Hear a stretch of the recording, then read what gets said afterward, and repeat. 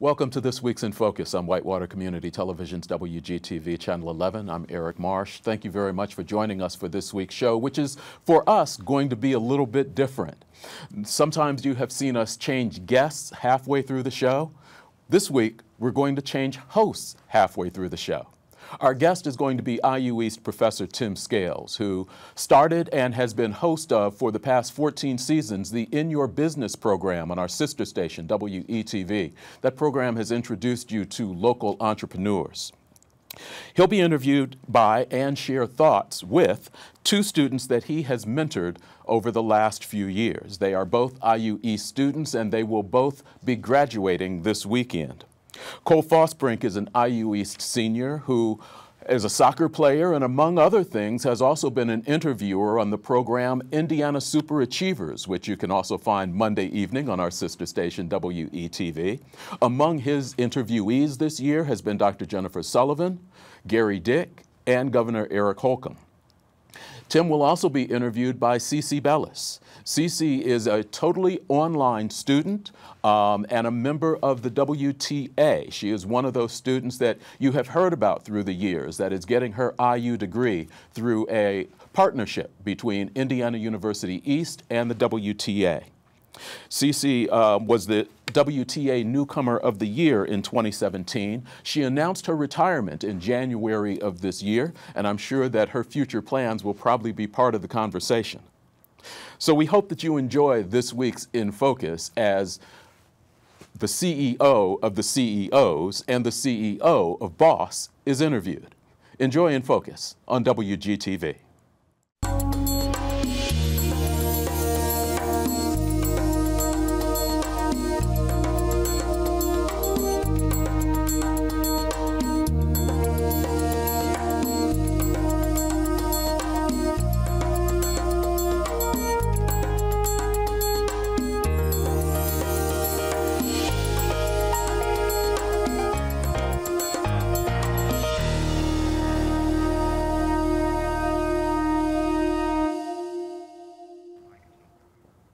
Hey everyone, welcome to In Focus, and today we have IU East Professor Tim Scales. Tim, welcome.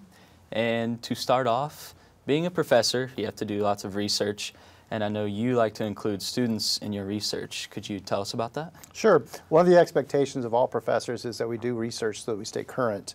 And it's quite interesting because a lot of professors will have a certain area of research that they focus on their entire career.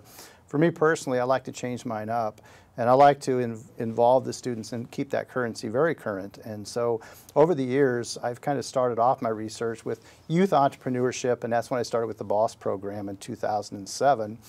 And it was only going to be a 2-year research program, and now it's been in its 15th year. And I utilized the youth basically in the high schools for that. However, this year I've started the BOSS Experience, which is recent graduates. So we're piloting that program this year and hopefully go across the state with it next. However, in addition to that, there's been some other research projects that I'm particularly proud of. Things like the Dharma Sit Smart. That was one that Nathan and I worked on together, and it was a health and wellness. So we got a small grant, did the research, we had 150 participants in the research, and it works very similar to like a Fitbit, but it's a cushion that people at a desk would sit on. And we got the results of that. We were so excited about that because we thought for sure people are going to want to use this, and they did. They couldn't wait to get it. We'd allow each participant to have it for 2 weeks.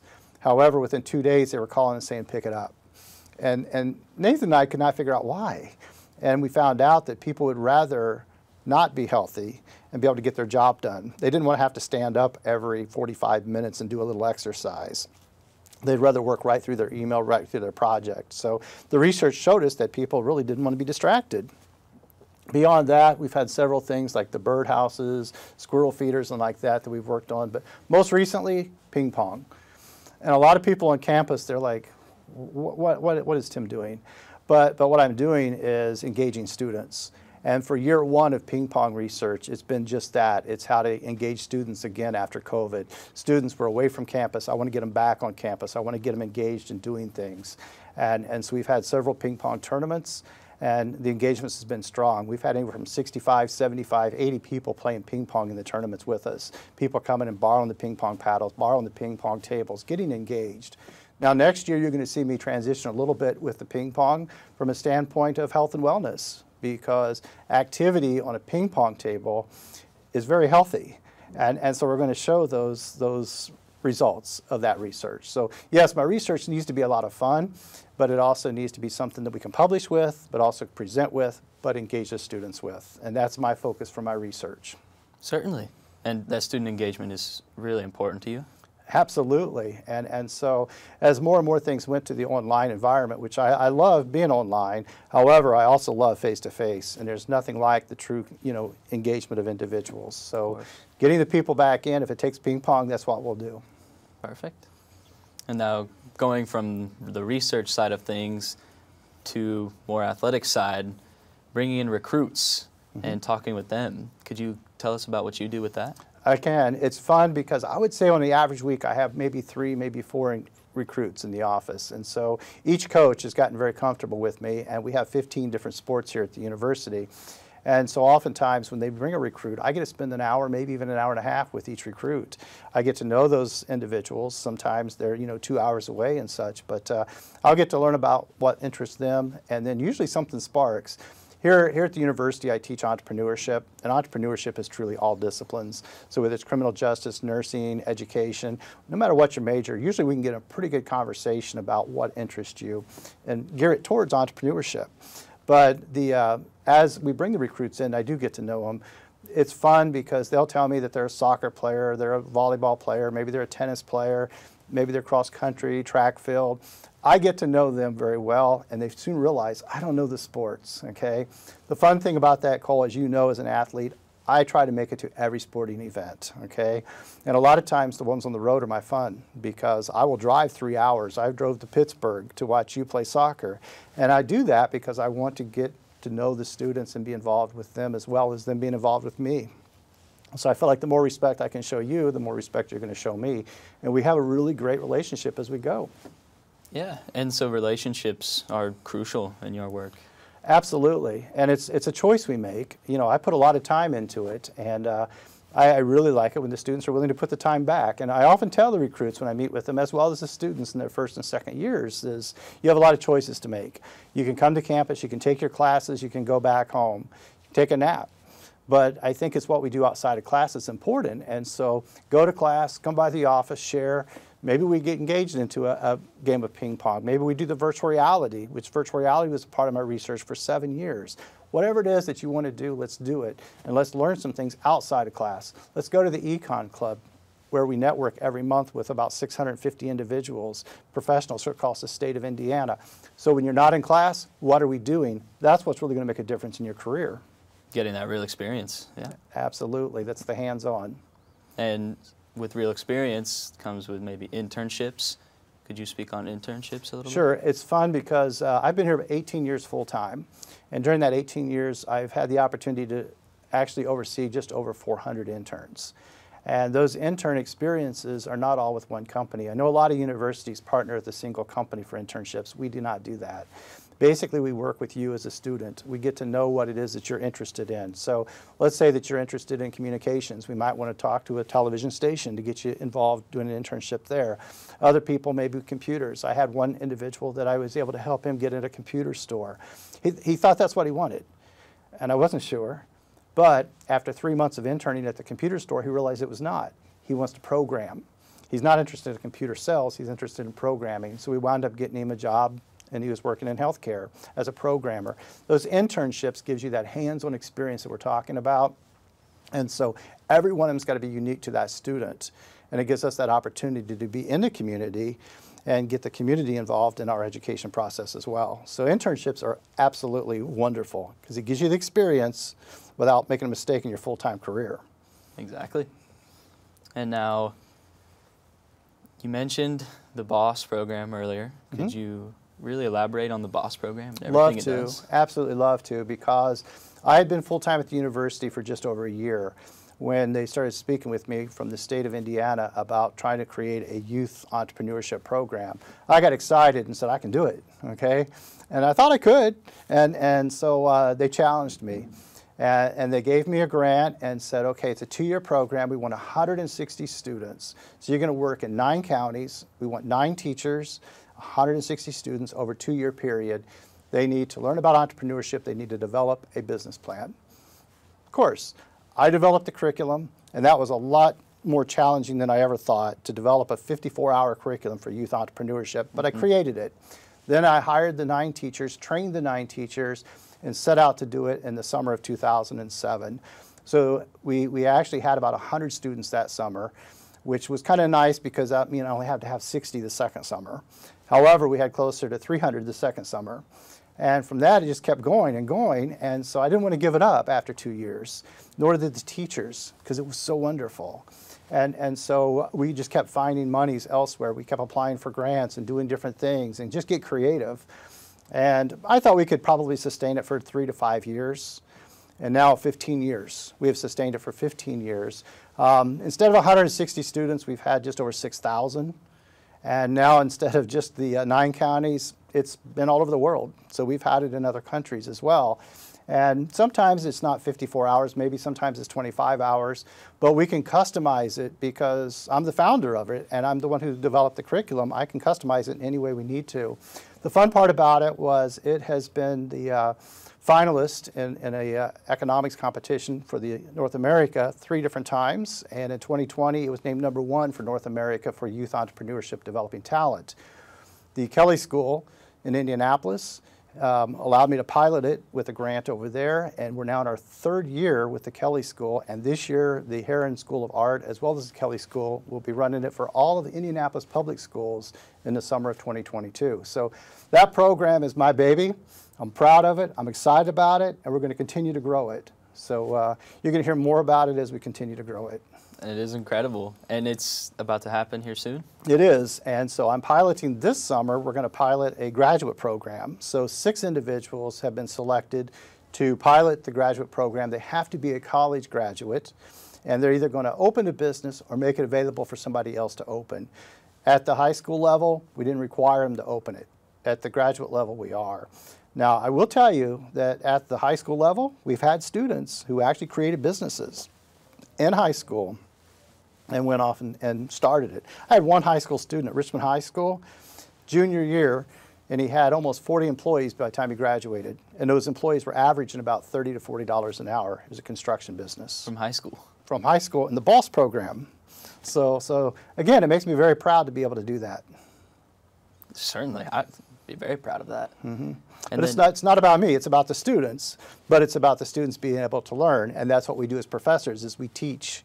And so I feel like my program is teaching others, and then they're showing us the results of that. That's a true assessment when you can actually see them doing well with it. For sure. And then another student program, the CEO program.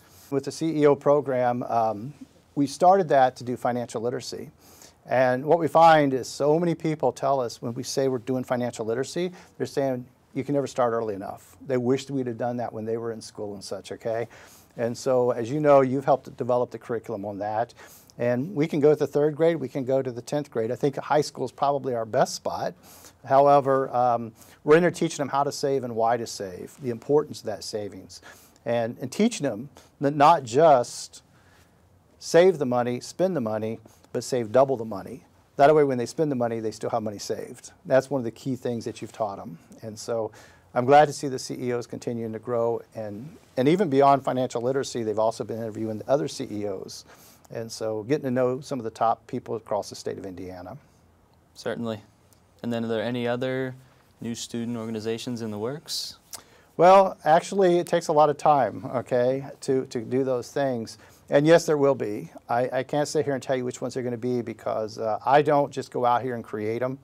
It has to be students I work with that create them. And so there will be new students that come in here in the fall that I get to know. And if they want to create something new like you did with the CEOs, we will. We're going to continue to sustain the BOSS program. We're going to sustain the CEO program. We're going to sustain my television show, In Your Business. We've had 15 years of In Your Business. And that's a television show where we interview entrepreneurs and we learn from those entrepreneurs. We're going to continue to do those things as well as add new. We added the Econ Club just a few years ago where we do go to Indianapolis and network with other leaders across the state in economics. So yes, we'll continue to add. It takes time. Because Cole, what I don't do is I don't eliminate one to add another. We continue to just add. And I'm willing to do that. Yes, absolutely. And the students, again, main focus is going to be them doing these things, starting it up. It is. I personally believe that the best leaders are the ones who can help you, that can grow you, develop you, and walk away. And so basically I work side by side with you with the CEO program. We added the Cahoots, which was yours. We added the Cash Hunch, which was yours. We added those things. I got you into a school, but I didn't get up there and present. I allowed you to do it. And you can go in that school today without me. So I'm willing to lead and get it started, but then it's yours. And that's how good leaders should be able to do, is turn it over to those who they teach. Absolutely. And now, in your time at IU East, is there anything funny that sticks out in your mind? There's several things. And you know, the fun part about it is if you really enjoy what you're doing, which I absolutely love what I'm doing, I jump up in the mornings, I'm ready to go. It may be 6 o'clock when I wake up and I'm like, I'm ready. And I might be at campus by 7 o'clock. And I'm excited to get things going and getting people here. But I can tell you, Cole, that there are so many funny things that have happened. And the reason is because we enjoy it. When you enjoy it and you're having fun, there's going to be something funny happen probably almost every single day, okay? And it's fun for me because it's something that's unique. I get to remember you. I get to remember the others that I work with because of those funny things. Sometimes it's a serious thing that happened. Other times it was just a fun thing. But those are lifetime memories. Absolutely. And you've been a role model for a lot of students that have come through IU East, but have you had any role models in your life? I have, from the time I can remember, the youngest up. And it's interesting because there's a local businessman who's not with us any longer, but before he passed, he was my mentor. And from the time I was in like 3rd grade, he would pick me up on Saturday mornings and take me down to his office. And he was the CEO of a large company here. And I would sit at his desk and act like I was the business leader. And I always swore I was going to be just like him. Every day I was going to wear a suit, I was going to drive a nice car, and I'm going to have a nice office. As it turns out, he would drive a Mercedes. My favorite car is a BMW. I currently drive a Jeep, but it's a nice car, and I keep it clean, I keep it nice. I also like to wear a suit, and I do it often. And my office is nice, but it's not executive. It could be, but I want it to be fun, and that's why it's student. It's 100% student. The students have made my office what it is. Yes, you can definitely tell that. But yes, I've had several mentors. But you know what's fun, Cole, is mentors can go each way. And while, yes, sometimes I will find a mentor that may be leading me, sometimes the students become my mentor. And you guys don't know it, but while I'm teaching you, you're teaching me. And I learned so much from you. And I know it when I get out with my peers because I'm so current. I'm current with what things are going on with technology. I'm current with what I'm doing. I couldn't have done 7 years of research with virtual reality if it hadn't been for students. So the students oftentimes become my mentor. I see. That's great to hear as a student as well. Mm-hmm. But it's true. It's true. And what happens is, as you move on, you're going to find out that I stay in touch. And you see me with alumni. You see me at the games and such. It's the sporting events. And oftentimes it's the alumni that's around me. And it's because I want to know what they're doing, and I'll stay in touch with them. They stay in touch with me. Yeah, again, just building good relationships. That's what it's all about. Mm-hmm. And then when you were starting your career as the professor, Mm-hmm. what would you say is your biggest challenge that you faced? Oh, you know, it's difficult because I'm not 100% sure, because I think the biggest challenge would be the fact that I always want to be the best that I can be for the students, okay? And understanding what that is. The very first semester I taught, a student came up to me and said, Tim, you need to realize not all of us are business students. I didn't realize that. It was my first semester. I'm a business leader. So I came in with a business thinking and a business background. So I worked really hard that week to make sure the next lecture wasn't just business. And so I would say the biggest challenge is to make sure that my lectures and my experiences in the classroom are for everybody, not just for business. So it might be an art major, it might be a math major, it might be a natural science or nursing. I make sure that every student gets the same opportunity to learn, but from their direction and not just business. That was probably the biggest challenge, but it's not a challenge. I see it as an opportunity, something to make me better, and that's what's been important to me. And I bet it's fun too. Oh, it's so much fun. And you know, I find ways to bring things like M&Ms into class, and we prove things like theory, because, you know, is it true that the smallest percentage of M&Ms are the brown? Okay, so therefore the brown M&Ms are the most valuable M&Ms. We bring that into economics, so we can actually teach and understand what it is that we're talking about and relate to it. And so yes, I think it's a lot of fun. It is funny the things you can learn from. Mm-hmm. Now, before becoming a professor, before coming to IU East, doing all these things, what was your job before? Well, it's kind of interesting because when I was in high school, I took a job in the mall. So I worked in retail, I sold shoes, and it was the best job. Back then, the malls were where everybody went, okay? And so the mall was always busy, and I had so much fun that I thought I was going to be in retail my entire career. And then the store actually closed, and so I got a severance package, went to work at the bank, and as soon as I walked in the bank, I thought, I'm going to run a bank, okay? That's what I'm going to do. And so my whole education was based around leading a bank. And so I kept doing every single job there was in the bank.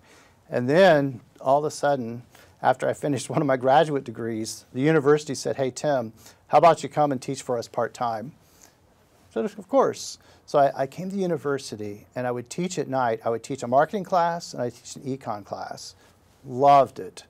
So in the daytime, I loved being at the bank. At night, I loved being at the university. I did that for 7 years. And then the time came, are you going to be a full-time professor or are you going to be a banker? I love and adore being a professor.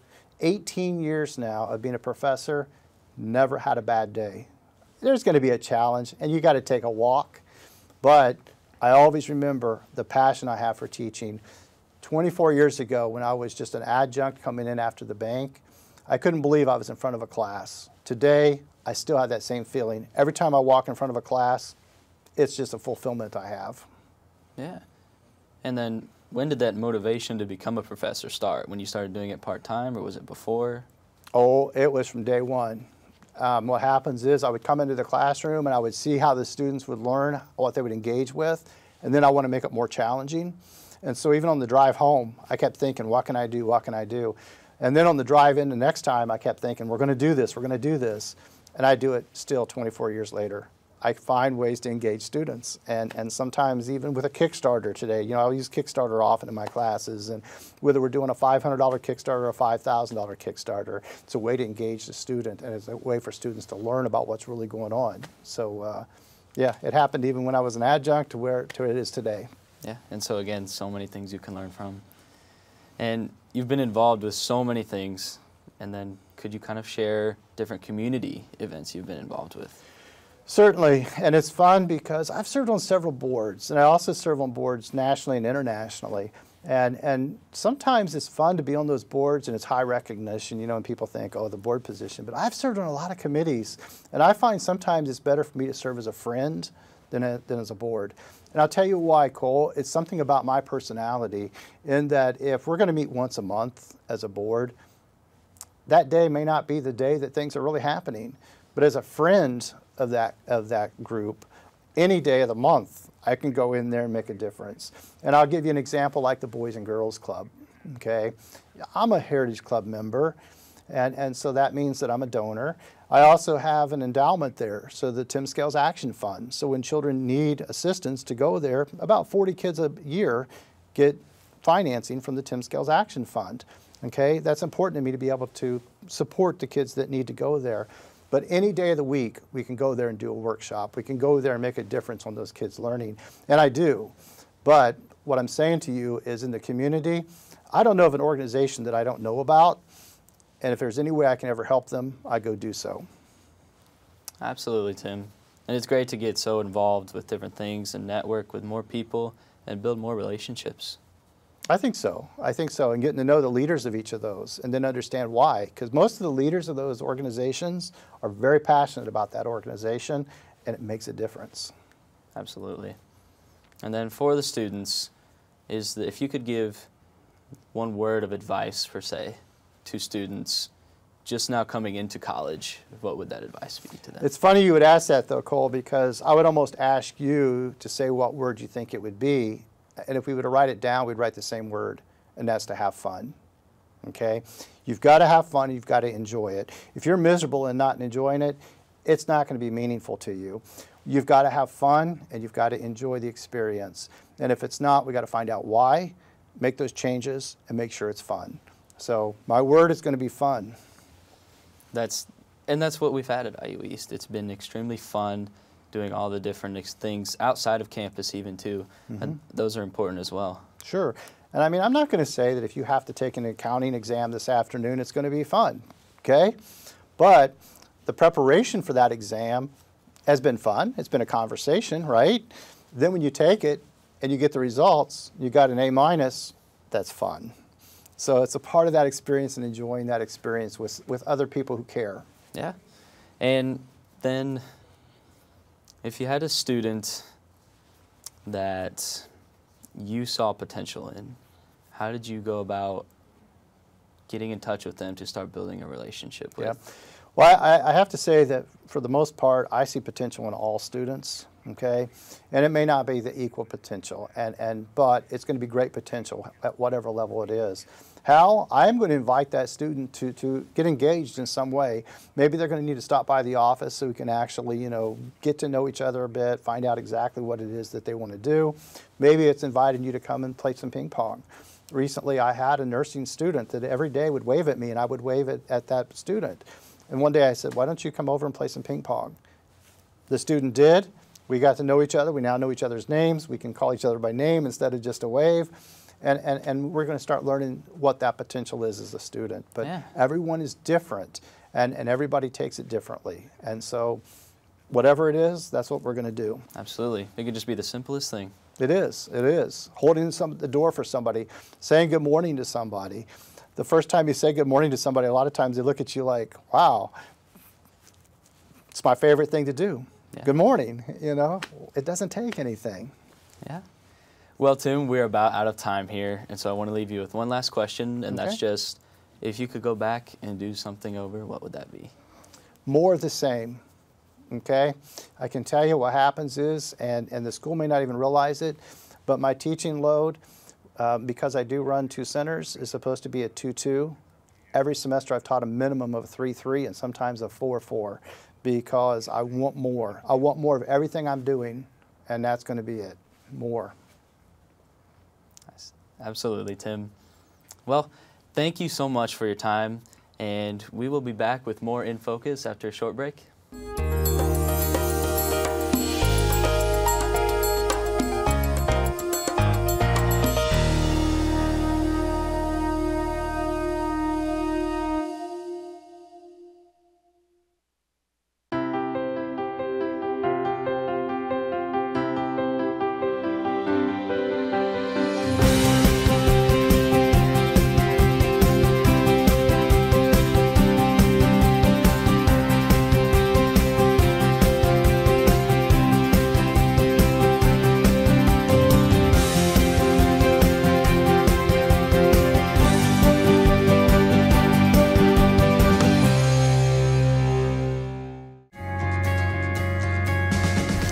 Golf course is operated under Richmond Parks and Recreation, is upgrading its grounds and facility. Wes's Golf Shop at Highland Lake is fully equipped with all the latest golf equipment and stylish men's and ladies apparel.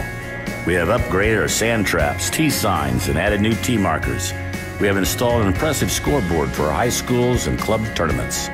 Highland Lake is in great shape, and we'd love to have you come join us on your next round of golf. Hi, I'm Monica Koschlein, Executive Director of your Richmond Symphony Orchestra. It is an honor for the RSO to be an integral part of the arts makeup of Richmond and enhance the quality of life of the region. The RSO has been fortunate to exist in a community that has been generous in supporting our efforts for 65 consecutive seasons. Through the pandemic, we have continued to expand our programming. The RSO thanks you for your continued patronage and support. We all want to remain in our home, but sometimes obstacles in the environment stand in the way of our independence. Things like going up a few stairs can be insurmountable. Getting to the store can be complicated. Clearly hearing a speaker in order to be part of the conversation can be overwhelming. everyday reading can be more stressful than relaxing. Even pouring coffee can turn into a hot mess when it is difficult to know how much liquid is in the cup. The Independent Living Center of Eastern Indiana is an information and resource center that empowers people with disabilities. Check us out and learn about what we offer to assist people who wish to remain independent and at home.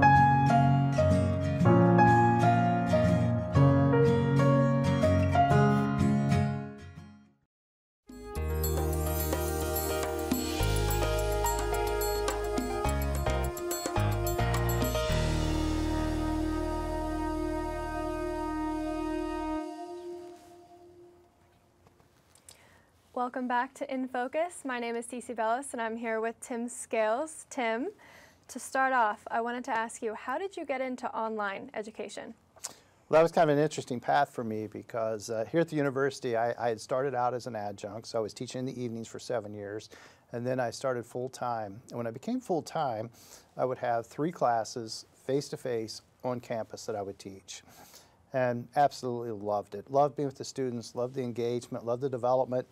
And then the university itself started going towards some online classes. And in the School of Business here at IU East, we were early, and were the ones that kind of piloted that and started making it happen. And the dean at the time said, "Hey, how would you like to do one?" I said, "I'm not interested." Okay, I believe that we should be face to face. We should be on campus. We should get to know the students. And so he was fine with that. He would allow some of the other professors to do the online classes, and I could continue to do the face-to-face. One of my strongest points is just that, developing relationships with the students and getting them engaged in activities. So it worked. A few years into it, he said, "I really think you should try it." I said, I really don't want to. But then within about another year, he got me to do it, and I started teaching 2 face-to-face and 1 online class. And now I do it all the time. And so it doesn't bother me a bit, but I do make sure that each semester I have a face-to-face as well as an online. And CiCi, it's been great because it allows me to have that same relationship, develop those same programs with people around the world. And so one of the things that I do, though, as an online professor is when you send me an email and say, "Tim, I don't really understand this assignment fully, can you elaborate?" You get a phone call. Okay, I'm going to call you, we're going to talk through it. Other times I might say, "CiCi, is it possible we could set up a Zoom next week?" And we do. And so I find myself getting to spend as much time with the students online as I do in the class. Because let's face it, if I'm looking at 20 students in class, 20 students online, it's a matter of which ones are actually willing to come after class or whatever to get to know. Same way online. Once I pick up the phone, once we do a Zoom call, whatever that might be, I'm spending time with the online students the same way. And just like yourself, we've had a great relationship, great rapport. We've done several things together, lots of projects together, and you're an online student. And so it's a matter of connecting however we can. Love the online environment as well as the face-to-face. That's fantastic. Yeah, we've definitely had an incredible, connection relationship throughout this. It's been fantastic. And I think kind of more elaborating on being an online student, do you find it more challenging being an online professor than an in-person professor? I do, and you'll be surprised why. It's not a terrible challenge. It's an opportunity. But what happens is if you're in my Tuesday class, then we know we're going to be together on Tuesday. You're holding your question for Tuesday, and we know that excitement's going to happen on Tuesday. In an online class, which you could set it the same way, but in an online class, I find 24/7. And so a lot of times you're asking me a question on Wednesday, and I'm responding on Wednesday night, okay? It's not going to wait until that one day of the week. I feel like we have a stronger communication 24/7 in an online environment. And so I feel like I promise you that I'm going to get back to you within 48 hours. And so 48 hours from the time you send it to me could be any time that week, okay? So yeah, but for me, it's an opportunity because it just means that I don't have to wait till Tuesday to speak with you. I can actually do it on Sunday. Right, yeah, anytime. That's, I think, one of the pros of online education, which is great. And you mentioned international relationships earlier. How has it been building those? It's been fantastic. It's been way beyond anything I would have ever dreamed about. Again, and I can go back to my conversations with Cole, and the fact that when I started my career, it was going to be around banking. And I really thought that's where I would be. And then when I had the opportunity to start teaching, I loved it. And then when I went full time, I can't say enough about it, okay? And what happens is I would have never dreamed of going out of the country. And so I've been to 13 different countries, lecturing, speaking, working with students. And sometimes you have to adapt to things a bit differently. However, I wind up doing the exact same things wherever I'm at with whoever I'm with. And so the opportunities have been amazing to be able to go around the globe and do what I do best. And you know, the world truly is our stage. And I love to perform on that stage wherever it might be.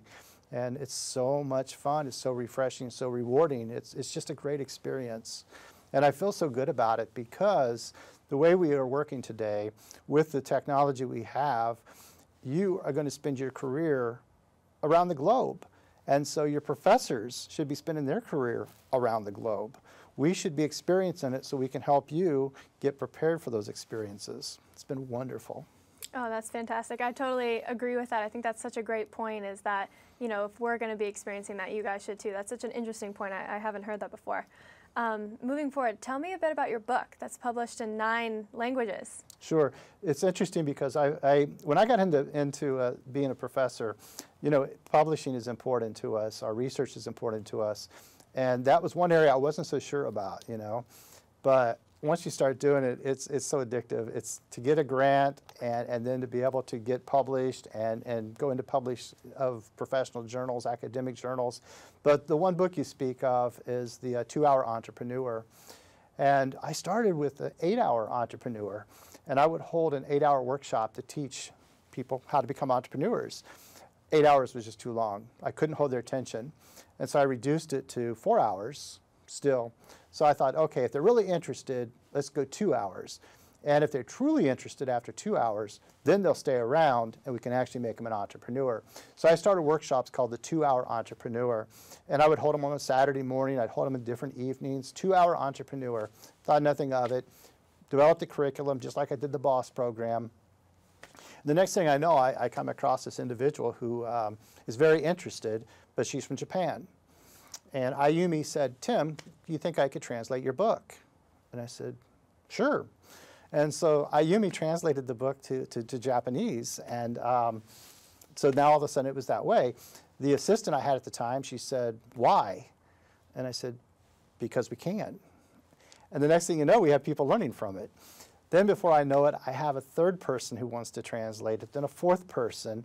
And today, my 2-Hour Entrepreneur is translated in 9 different languages. And it's authentically. It's not just, you know, sit down at a computer and do it. It's actually translated by an individual who I've interacted with, that I have some kind of a relationship with.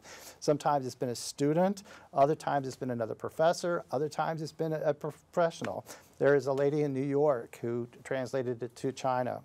And she did that because that's her origination, and she teaches in New York City. And her and I were together in New York, and I was guest teaching at her program, and she said she'd love to translate it. So I am beyond proud of the fact that I was able to publish, but then to put it into so many different languages, it's been amazing. No, that's fantastic. Such an accomplishment, and I'm sure everyone in the countries that it has been translated to in all the different languages, they're very grateful as well. And speaking of different countries, how many countries have you spoken in, and which is your favorite? Well, 13 countries that I've actually had the opportunity to go and lecture in. And when I say lecture, that sounds like such a heavy word to me. It's share, okay? And it's funny because, like in India, when I would go into the classrooms in India, and I've been to several, I taught there for 2 months, nearly 20,000 students. And their classroom is set up to where there is a stage. And professors get on that stage and they lecture. I engage with the students, so I walked off that stage every single day, and I wouldn't use the stage. I was with the students, in the group with the students. And but it's been so much fun to have each of those, and each of those 13 have been a unique experience. In Oxford, England, was absolutely one of my favorites, okay? because in Oxford, it's as soon as you get to Oxford, it just feels like a professor should be there, okay? So respectful in every way. But at the Union there in Oxford, it's a beautiful, beautiful Union. It's a double story. On the first floor, you've got dignitaries, and then on the second floor, typically students. And it's set up to where students will stand 10 deep and kind of hang over the ledge, if you will, just to be a part of what you're doing. And all the stained glass is just gorgeous. That sounds like my favorite.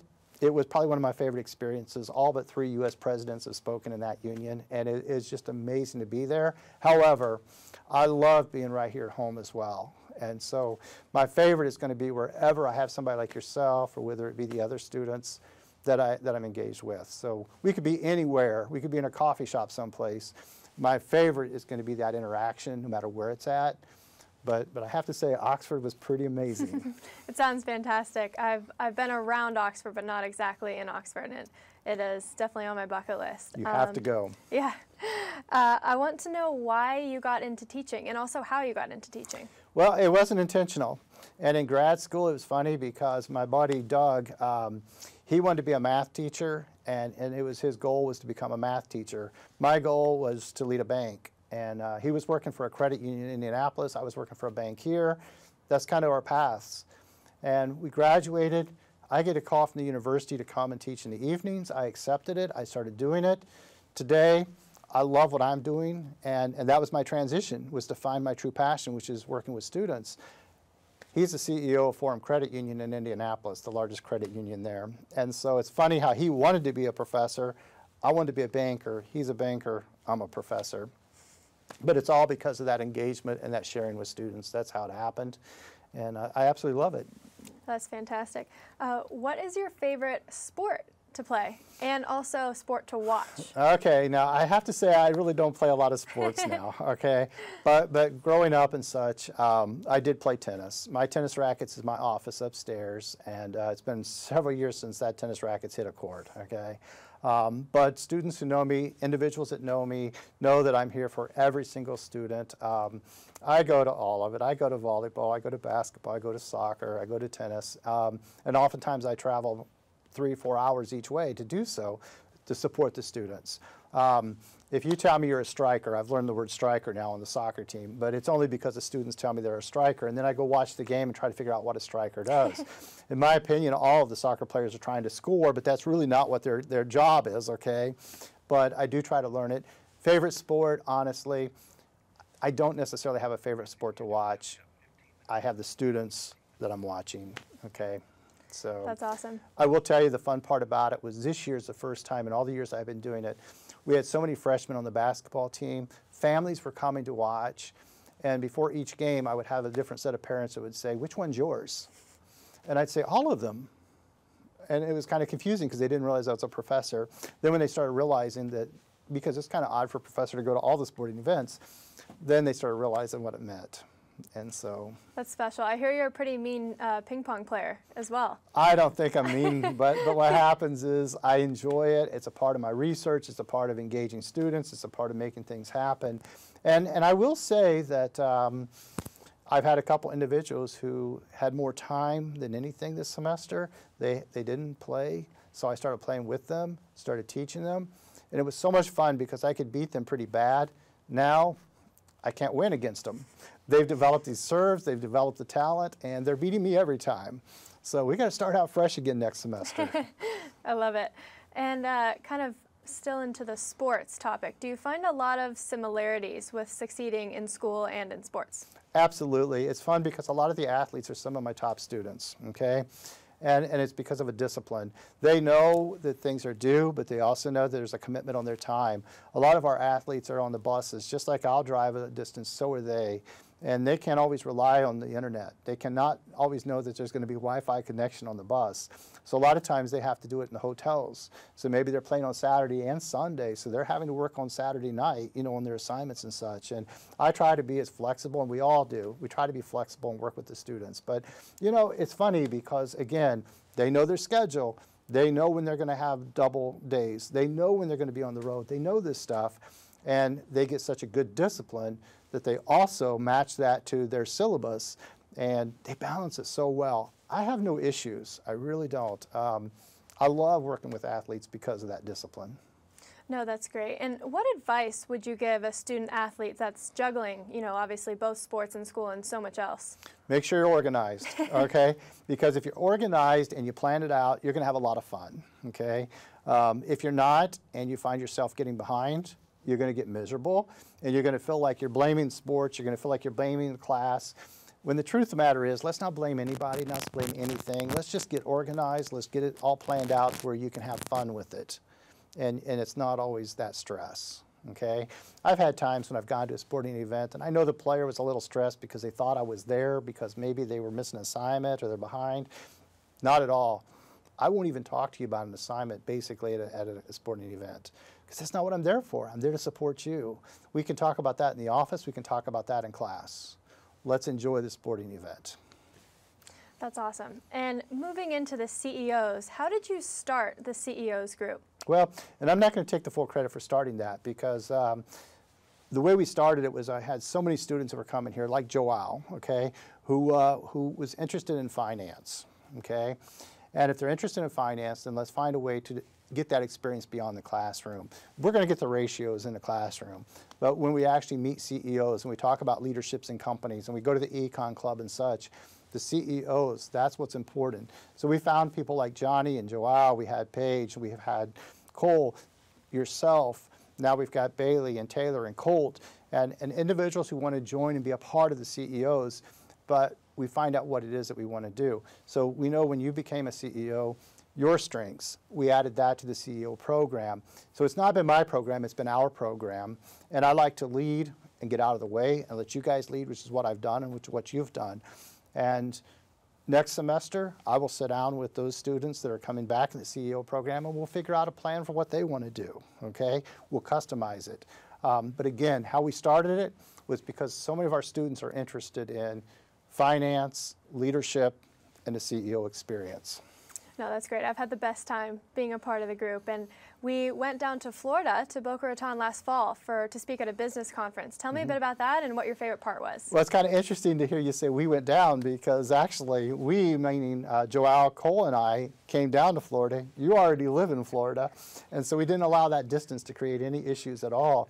And so we had been working together for months before that, and had the opportunity to present. You and I were the keynote address, and then, you know, the three of you also won a best paper for a presentation there.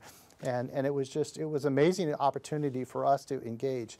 Not only just that face-to-face, but that online. That's that online opportunity I'm talking about, is because you and I probably speak as often as Cole and I. And yet Cole can come to my office every day. You can as well, okay? And we do. And so we don't allow that distance to interrupt. And that's why even when the opportunity comes up in Florida, or whether it be in New Orleans, or whether it be in Texas, or whether it be right here in Richmond, Indiana, you're right here in Richmond today. We can make the most of every opportunity we have, and that's what we do. That's fantastic. And so the CEOs have created 2 cookbooks together. I'd love to hear your opinion on your favorite and what you like most about each one. Well, that's so difficult, because always your first always stands out, okay? And so I'll never forget it, because you and I had talked about it. And the reason we went with the cookbook is your passion. You're a 3rd generation baker, right? And so it's important to your family. I know that from our very first conversation. Very first conversation, you shared that with me. Most people don't realize that about me, but I'm like a sponge. I soak up what you tell me. I believe you and I listen to you. And so that was in my mind for months. And so when you joined the CEOs, it was important to find a way that we could connect. And I remember Cole and I were in Indianapolis, and he was doing an interview with the governor for the CEOs. And after the interview, he and I had an opportunity to sit down and talk. And I said, I think we're going to do a cookbook. And he first said, I'm not sure. And then he said, what if we added the finance to it? What if we added the cost? It's brilliant, okay? We're bringing you in for the recipes. We're bringing him in on the finance side. Next thing you know, we got Joelle laying out the design. We got Johnny finding the numbers. We bring this all together, and we have our first cookbook. My favorite is cookbook number 2, okay? And the reason is it's learning the basics. It's written more to 3rd grade level, which is where I'm at when it comes to baking, all right? So when you have these really nice dishes that has this really great sauce for chicken, I have difficulties with that. But when it's a no-bake cookie that you just have to roll in chocolate and put some nuts on, I'm there, okay? And the most difficult part is going to the grocery store and finding the ingredients, which the first time I did that, I ran into Bailey and Taylor, and they walked me to the aisle and showed me where to find this stuff, and today they're CEOs. And so it's been like a magnet, but my favorite is honestly the experiences. You and I, the other CEOs, are going to go to the Boys and Girls Club. We're going to teach the children there, and it's going to be from the cookbook. So it's something that we're all proud of and we'll have for life. Definitely, definitely. Relationships that we've made, friendships we've made for life, and experiences, like you said. I'm very excited to go to the Boys and Girls Club later today and have that with you guys too. And I'd love to hear a bit more about some other projects you've worked on, whether it be with past CEOs or students individually. Sure. Well, it's fun because, again, it comes back to my research. And a lot of people, when you say research, you know, they're thinking, oh, that time I spent in the library, you know. And so much of my research is hands-on. And so it's engaging the students with that. And again, there's been so many different things, even down to things like the virtual reality. And I had no idea when a student introduced me to that what that would mean. But I have a favorite program even on the virtual reality that I use in my econ class. And so you can put on the VR set, and it's a 7-minute simulation of what it feels like to become homeless. And it's very, very timely because today we're seeing different things in our economy. And in that particular simulation, you're doing well. You've got a high-rise loft apartment, lots of art, all kinds of things. You get laid off. You have to sell everything, but you still don't have enough to pay the rent. You wind up living in your car, but you can't pay the parking. So you wind up on a bus. It feels terrible in the simulation. You're going to work really hard to make sure that never happens, okay? So you build up a savings and you try to have a nest egg, try to make sure things are covered. It's a great way to teach, and that's a part of it, okay? Beyond that, there's just been so many other opportunities to engage students and work with them. I know it always sounds like I'm coming back to students, but that's my life. That's what I do, okay? We share together. I learn and grow with them. They learn and teach me, so everything has been great. No, that's fantastic. And kind of jumping back into sports a bit, Formula One has grown so much over the last few years. Are you a fan of Formula One? What is your opinion about it? Well, I'm going to tell you that it's hard for me to say yes or no because I don't attend, so it's a no. But a few years ago, I had a student who interned there, and so it was really great for me to be able to see what they're doing and be a part of that because of that. And what is it about IU East that drew you to it and why you're here today? Well, without knowing it, I can tell you what happened. IU East is so convenient for our community, okay? And it was funny because, I was working here in the evenings, but I also had a bank that I actually started down in Shelbyville, which is about an hour away. I would go there, in their community, they didn't have an IU East. So all of a sudden I realized we take it for granted that we have such a great institution right here in my hometown. And we have people that are driving an hour to get here. So we've got to make sure we're delivering the best product, and we have. And if we're not, then we continue to work on it to make sure we do. Now, the interesting part is what keeps me here. And I'll tell you, it's the relationships with the students. It's the opportunities I have. And so if I want to create something new, we can. We can work on it. We have a strategic plan. We can build that strategic plan. We can be student-focused and continue to be. Things like the online education, all of that, okay? Certainly, there's been opportunities for me to leave. There's been other universities try to take me out of here. They're not going to be able to get me. And some days I wonder why. You know, I'm thinking, is that for me personally best? Maybe not. But yes, it is. Because my relationships are so strong, I don't want to go anywhere else, okay? Just last weekend, there was a young man who got his doctorate. He's now an MD, okay? His jersey is hanging in my office. He always said I was one of his favorite professors. He was one of my favorite students. Never had him in a class, okay? But that relationship is an IU East relationship. My relationships are IU East relationships. If I was to leave here, I wouldn't have IU East relationships. I'd have to develop new ones. IU East has been a part of my family, and it continues to be a part of it. No, that's incredible. I think relationships are such an important point of life, and you know, whether it's your job or outside of work, I think they're just critical to your your future and everything about it. And IU East is so innovative with the partnerships they have. They're partnered with the WTA. That's how I got involved with IU East. Is that another reason why you're so such a fan of IU East and why you've stayed here? Well, and again, that's part of that innovation. That's a part of that change. That's a part of looking at the strategic plan and saying, what is it going to take? You know, we were a leader in online education, and that really helped us with our database and grow our student base because it expanded. And that's what we do well. We continue to focus on what it's going to take to be successful in the future.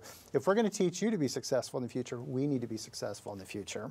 And so, yes, it is. It's just IU East is full of opportunities for those who seek it. That's fantastic. I totally agree with that. I feel so grateful to be a part of such an incredible organization like this. And I'd love to know, what are your goals for the rest of the year, for the next 5 years, and more long term? Well, it's so interesting because my goals are to continue to do what I have done best, okay? And that's to continue to be engaged with this university and this community and find ways to continue to connect and make things rewarding. I wake up in the mornings charged and challenged to get here. Can't wait to be here. Some days I don't even leave here till 10 o'clock at night, okay? My goal is to continue to find the individuals like Jehu. Jehu and I connected. He's a psychology major. He is not going to take a class with me. But outside of class, Jehu and I spend so much time. Recently, somebody in administration even said, your student Jehu, what's his last name? I had to think about it because he's really not my student, okay? He's a student on the campus.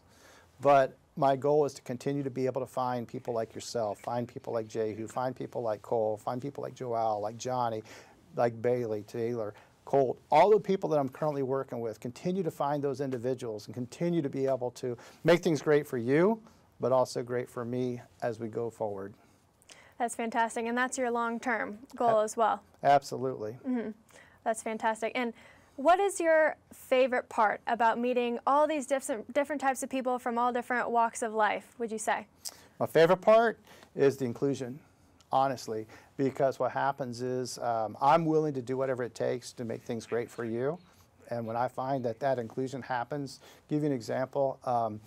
At one of the basketball games several years ago, they asked some faculty to be there to be recognized with the basketball team. And they were going to put each of us with a different player. We walked in the door and Tyler Fangman said, you're mine, okay? Never forgotten that. His shoes are in my office, and he meant it, okay? I felt like I belonged to the students. The key is going forward, every university is going to have to realize they got to find ways to have the students belong to them, but that student made me belong, okay?